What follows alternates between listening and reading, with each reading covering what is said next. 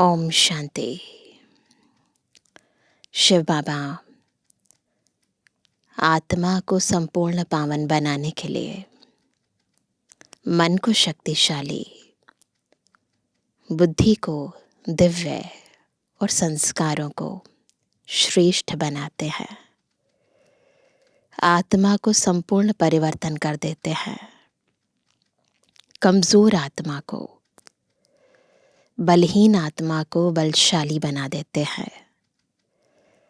और इसीलिए ही परमात्मा को पतित पावन, सर्वशक्तिमान कहते हैं। पवित्रता वो बल है जिसके आधार से शिव बाबा संपूर्ण सृष्टि को रच देते हैं। परंतु इस पवित्रता को जीवन में अपनाने के लिए बाबा ज़्यादा पुरुषार्थ नहीं कराते, बस एक मंत्र देते हैं।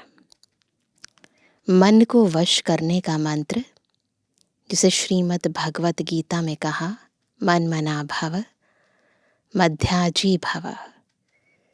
ये वो वशीकरण मंत्र है जो संपूर्ण आत्मा को परिवर्तन कर देता है, जो आधार है राजयोग का, जो आधार है हमारे स्व परिवर्तन का, जो आधार है सृष्टि परिवर्तन का। ये मंत्र कैसे काम करता है, कैसे एक अद्भुत यंत्र बन जाता है, आज की मुरली हमें बता रही है। सुनते हैं बाबा के मधुर महावाक्य।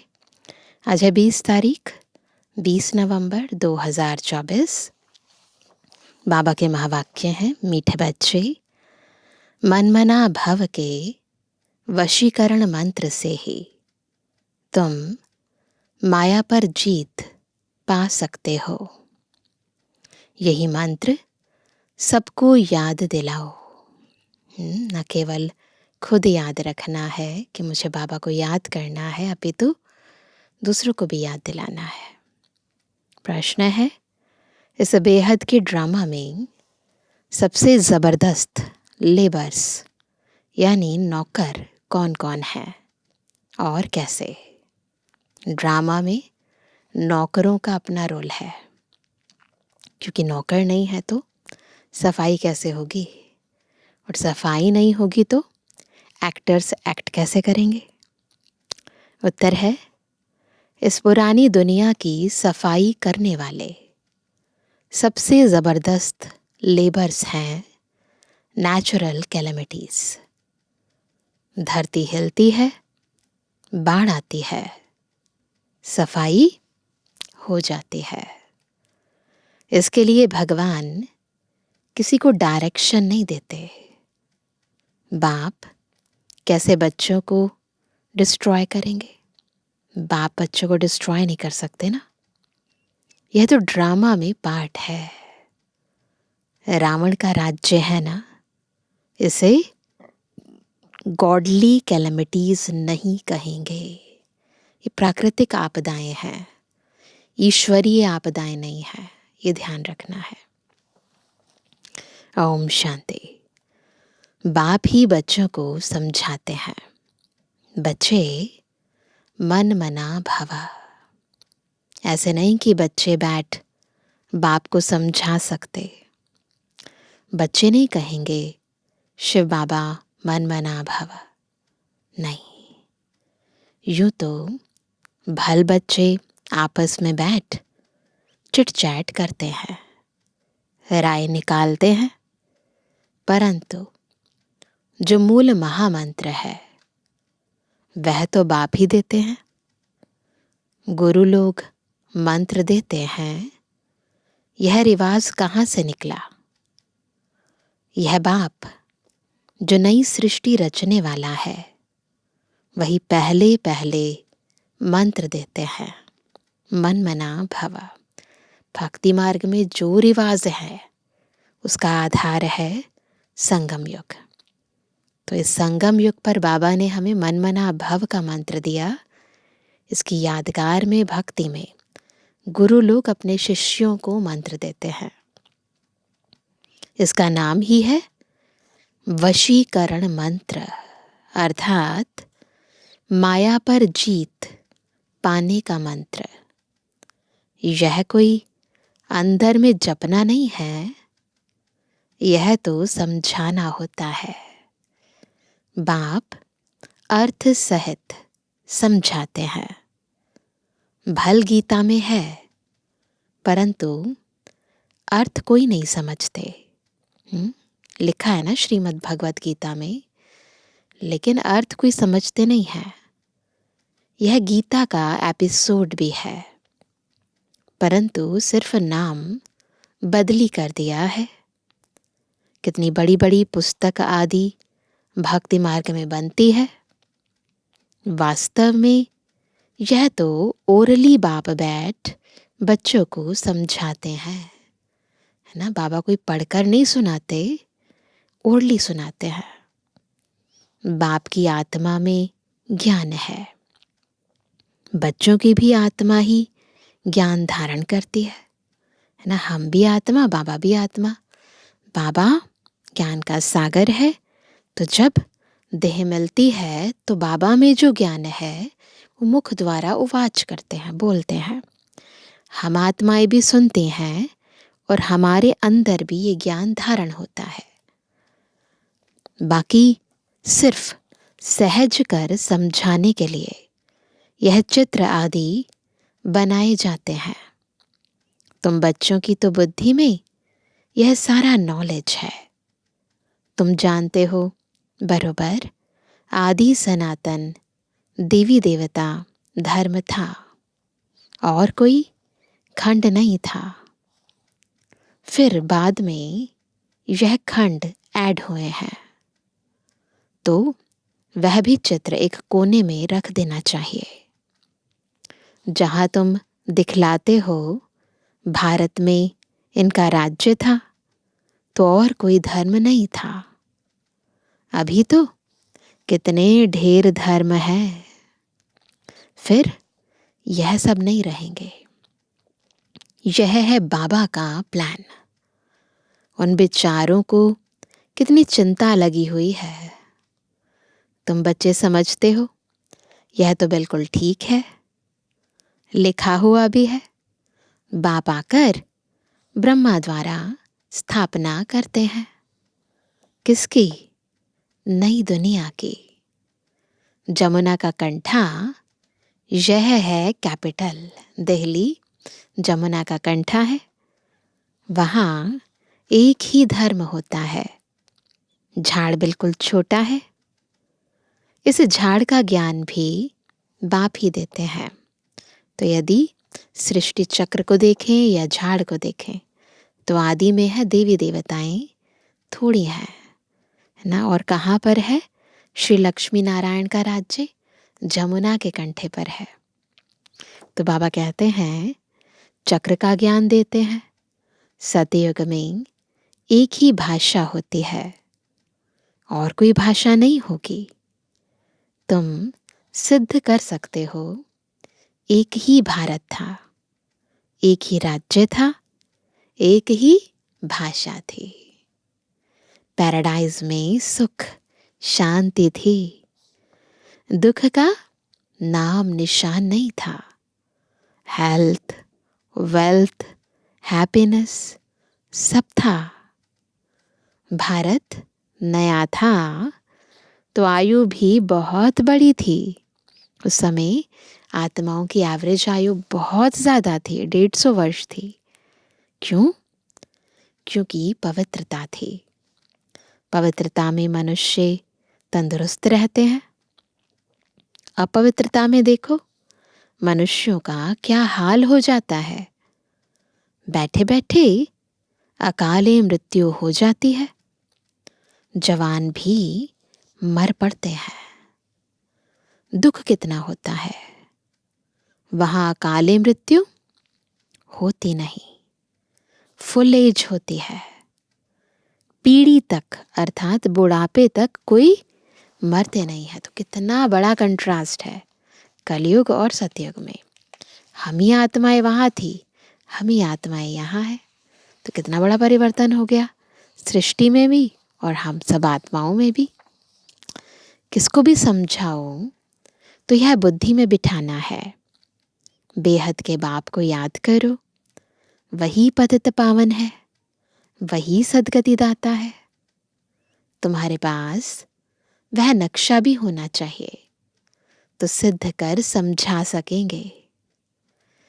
आज का नक्शा यह है, कल का नक्शा यह है।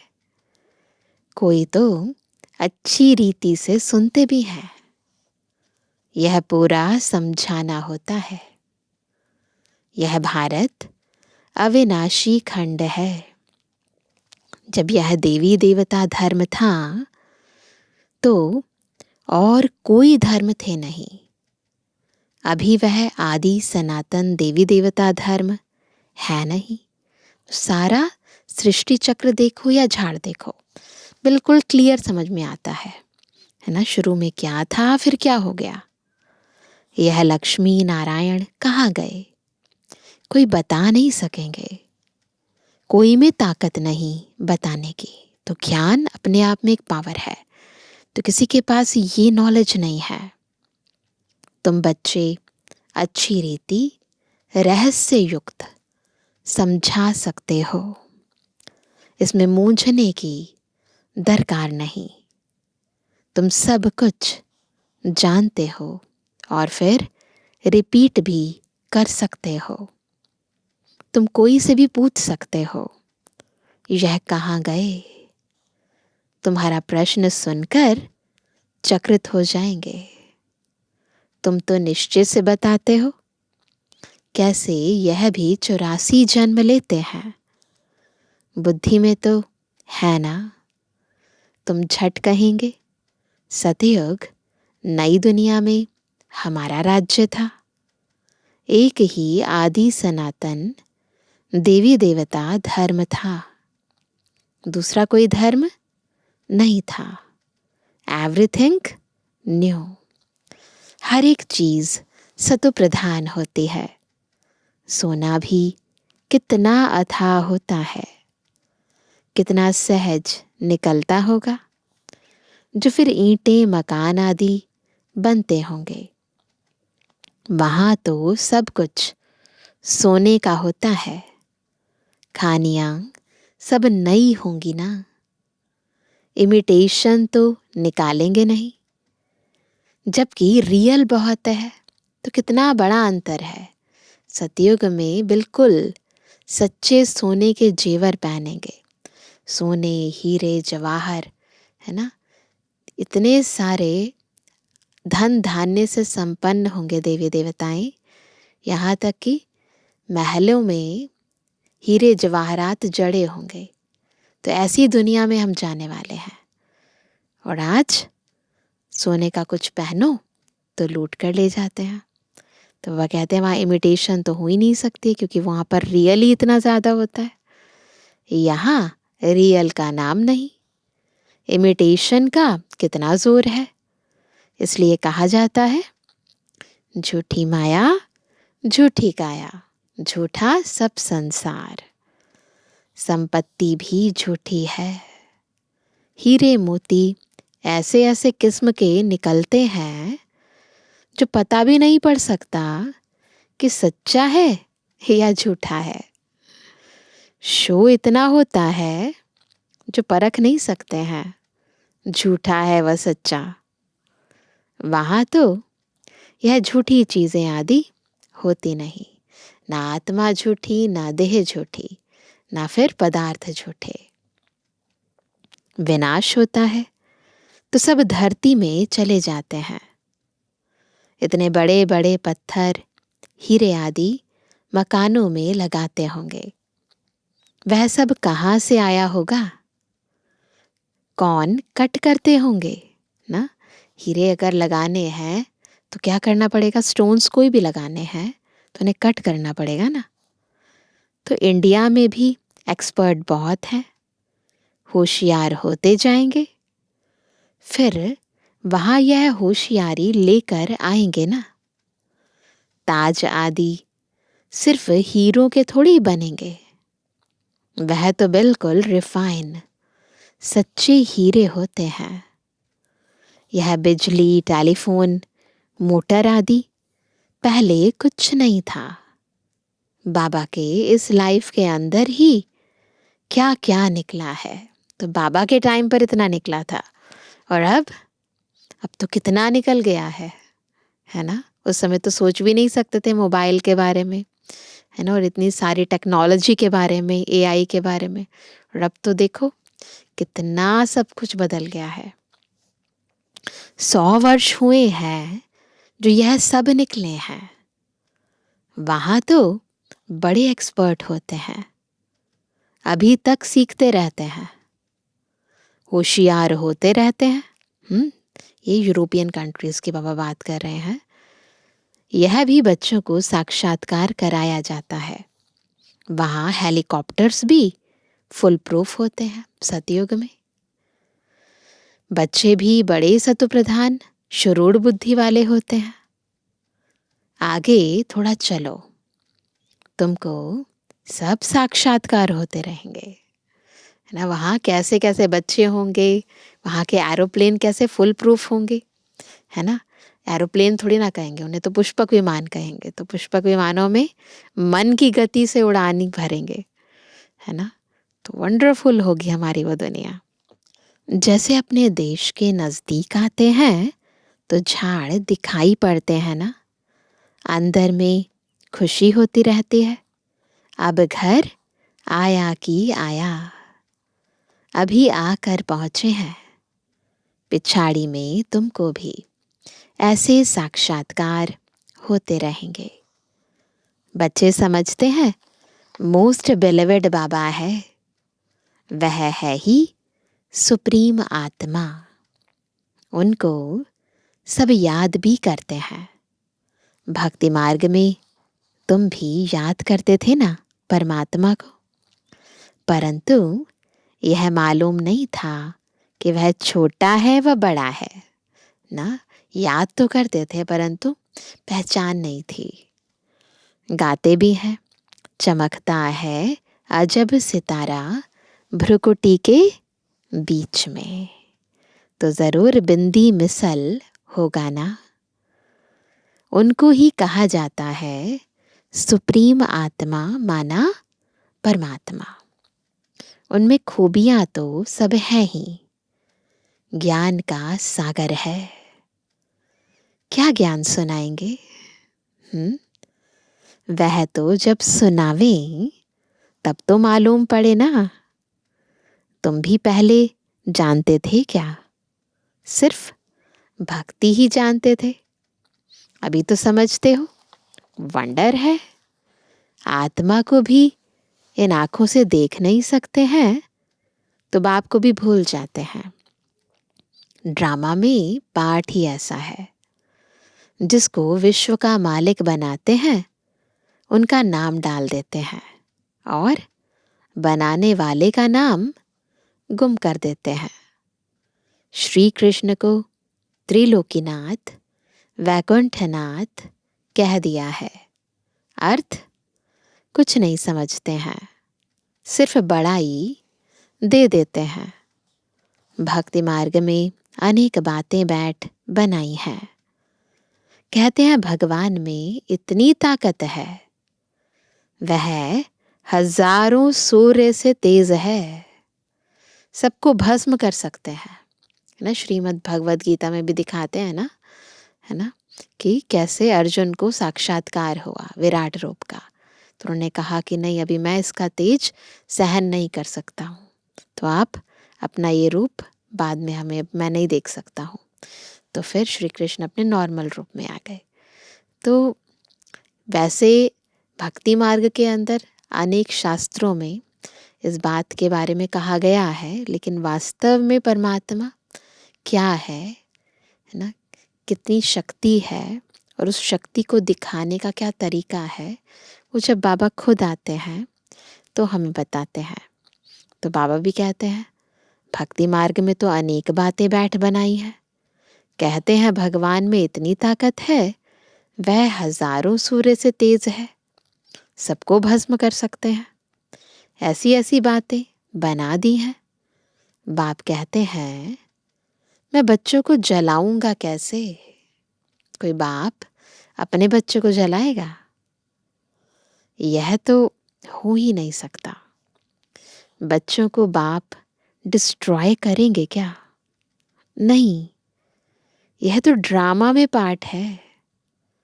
पुरानी दुनिया खत्म होनी है ना, नई को लाना है तो पुरानी को तो खत्म करना है ना।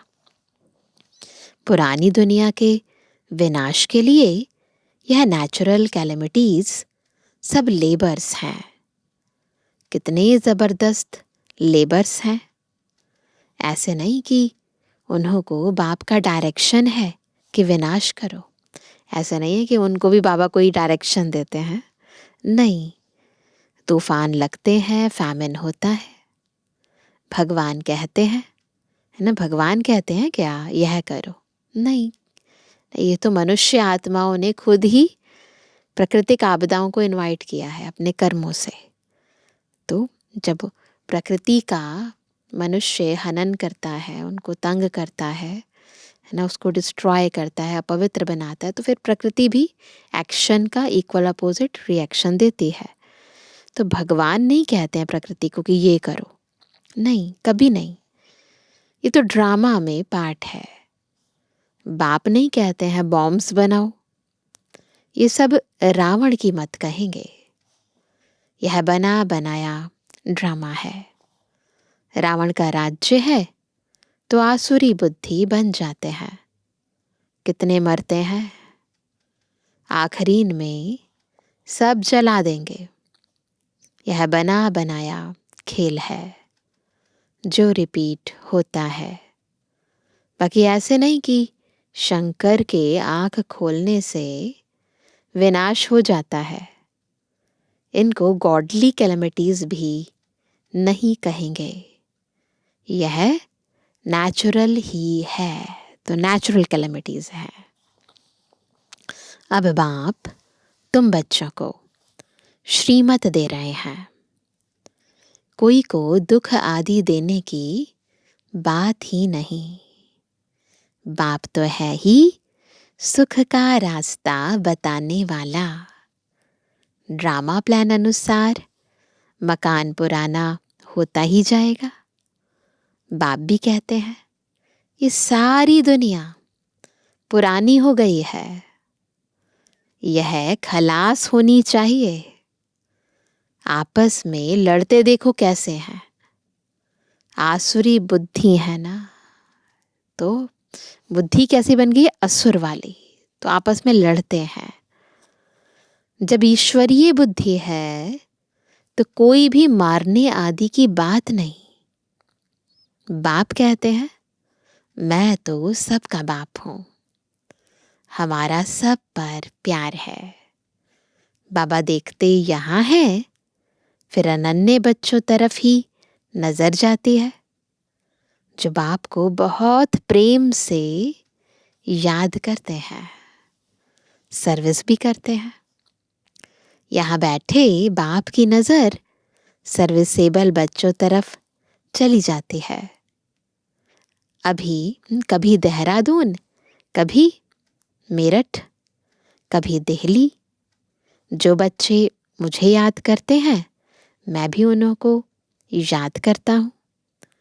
जो मुझे नहीं भी याद करते हैं तो भी मैं सबको याद करता हूँ। क्यों? क्योंकि मुझे तो सबको ले जाना है ना। हाँ, जो मेरे द्वारा सृष्टि चक्र की नॉलेज को समझते हैं नंबरवार, वह फिर ऊंच पद पाएंगे। यह बेहद की बातें हैं। वह टीचर आदि होते हैं हद के, यह है बेहद का।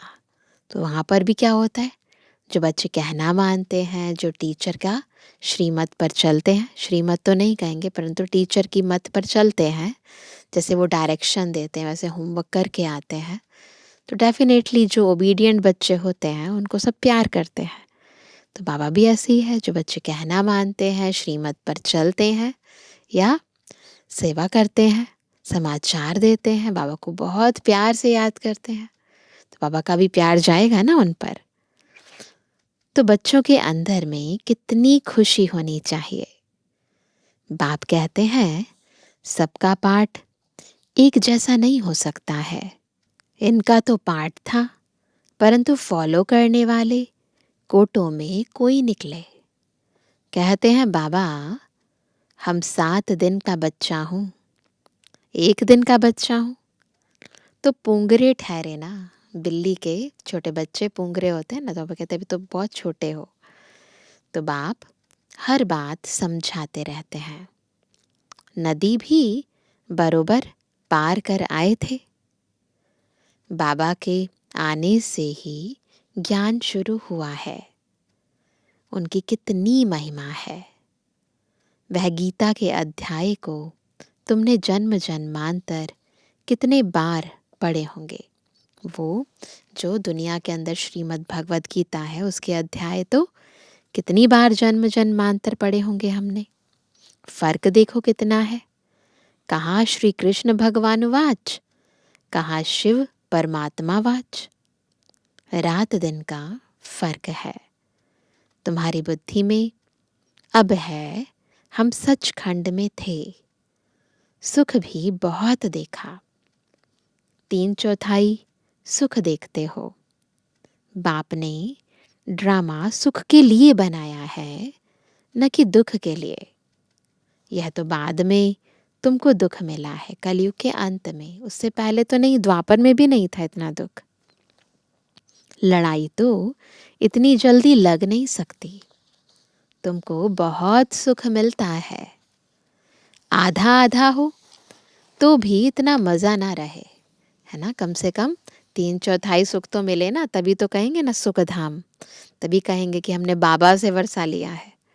तो बाबा कहते हैं ये तो एंड के अंदर, कलयुग के एंड में जब आत्मा बहुत तमो प्रधान हो जाती है, तब फिर, है ना, ऐसी स्थिति आ जाती है कि हम कहेंगे कि हम बहुत दुखी हैं। नहीं तो द्वापर युग में भी अपने ही देख लो, अब दादा परदादा वो भी बहुत ज़्यादा अच्छे थे।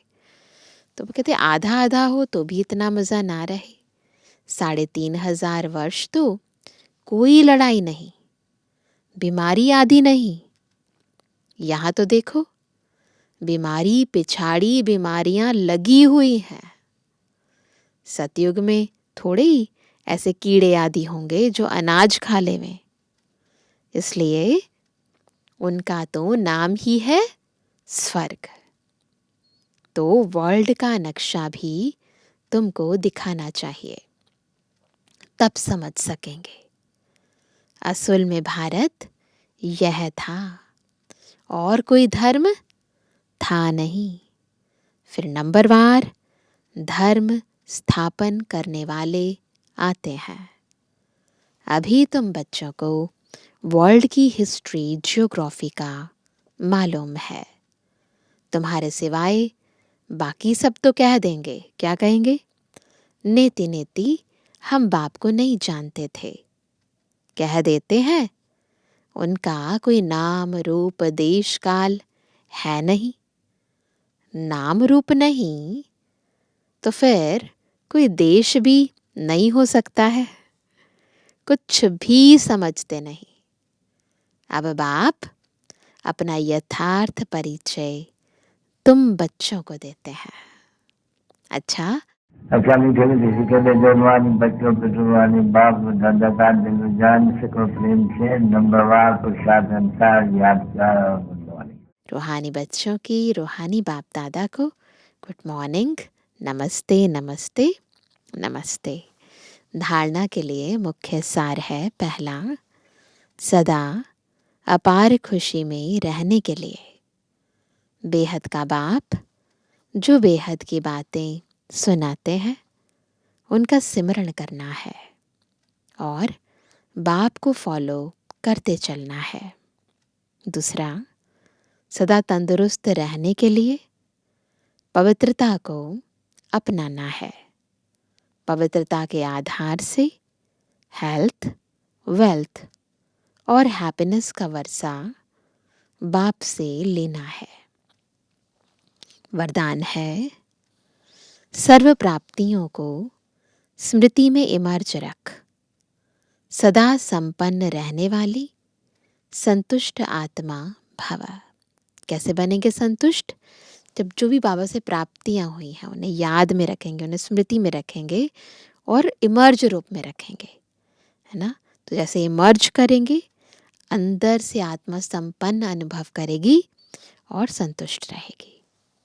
संगम युग पर बाप दादा द्वारा जो भी प्राप्तियां हुई हैं उनकी स्मृति इमर्ज रूप में रहे तो प्राप्तियों की खुशी कभी नीचे हलचल में नहीं लाएगी, सदा अचल रहेंगे।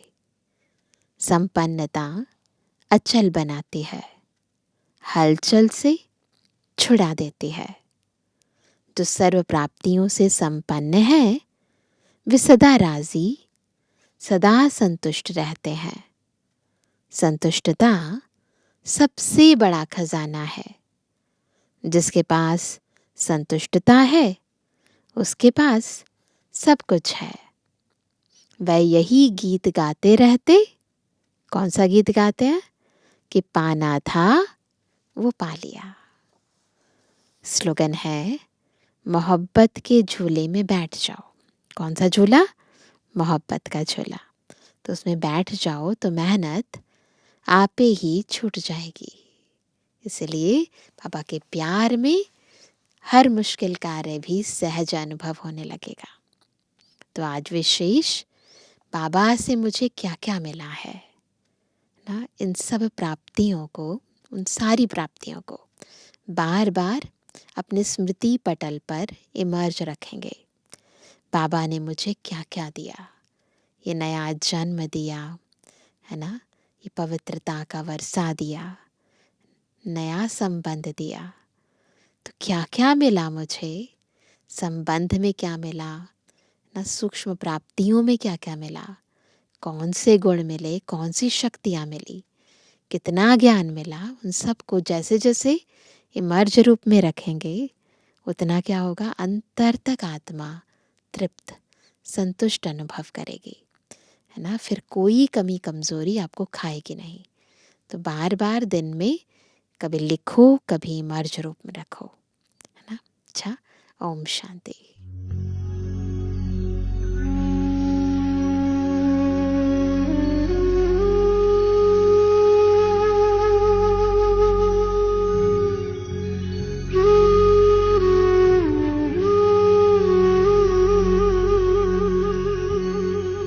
अब तेरे बिन एक पल ना बीते बाबा, अब तेरे बिन एक पल ना बीते बाबा।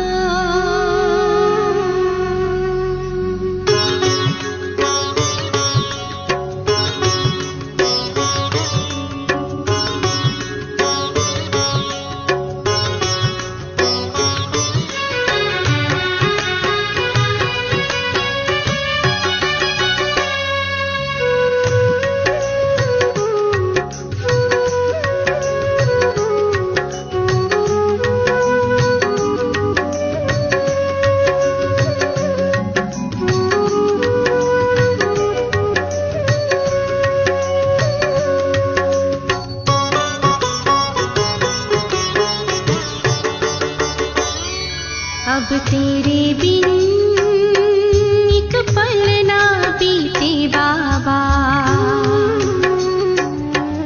अब तेरे बिन एक पल ना बीते बाबा। किस्मत ने है तुझसे मिलाया, देखे अब ये तेरा ही साया, सदियों से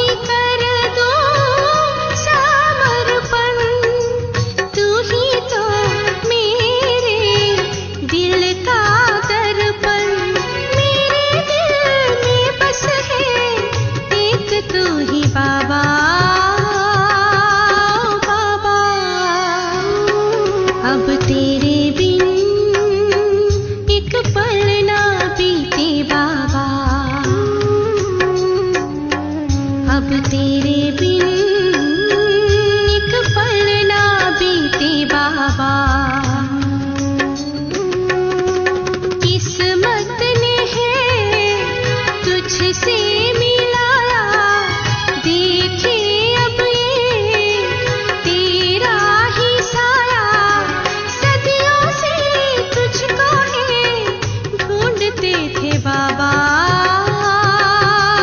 बाबा। अब तेरे बिन एक पल ना बीते बाबा, अब तेरे बिन एक पल ना बीते बाबा, अब तेरे बिन एक पल